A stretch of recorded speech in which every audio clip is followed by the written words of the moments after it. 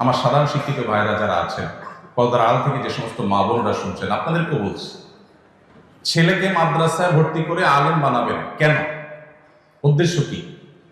অনেক মায়েরা আছেন সন্তানকে ভাইরাল হুজুর বানাতে চান, যে তার সন্তান পপুলার আলেম হবে।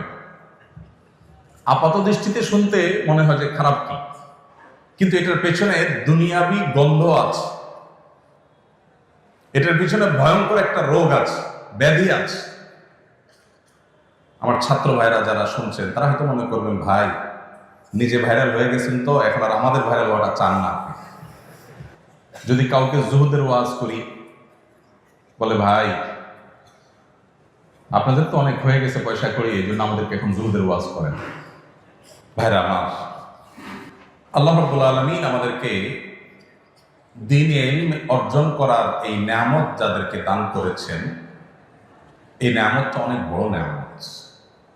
শয়তান এটাকে নষ্ট করার জন্য সবচেয়ে বেশি যে অস্ত্র ব্যবহার করে সেটা হলো আমাদের নিয়তের ভিতরে ভেজাল ঢুকাই দেওয়া। এই জন্য আমাদের নিয়তগুলো খাঁটি হইতে হবে। আমি বলছিলাম যে সমস্ত মা বাবা, এখানে অনেক জেনারেল শিক্ষিত ভাইয়েরা আছেন, মুরব্বীরা আছেন, মায়েরা পর্দার আড়াল থেকে শুনছেন, তাদেরকে বলছি, সন্তানদেরকে মাদ্রাসায় ভর্তি করাবেন।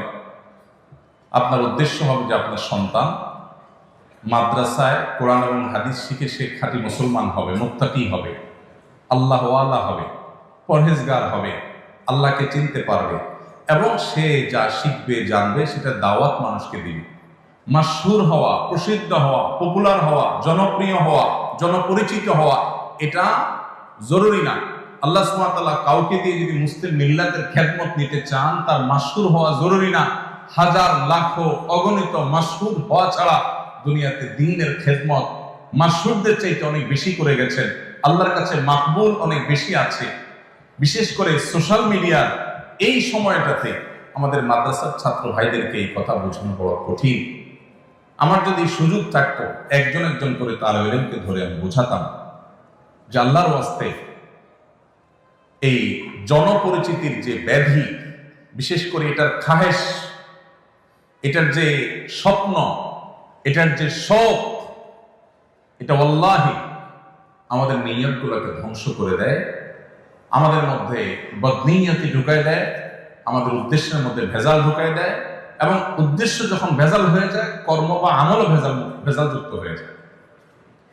এই জন্য আপনাদের প্রতি আমার প্রথম অনুরোধ, যদি আপনারা এই যুগের চ্যালেঞ্জ মোকাবেলার উপযোগী আলেম এবং দায়ী হতে চান, সর্বপ্রথম শর্ত হলো নিয়তকে খালেস হতে হবে।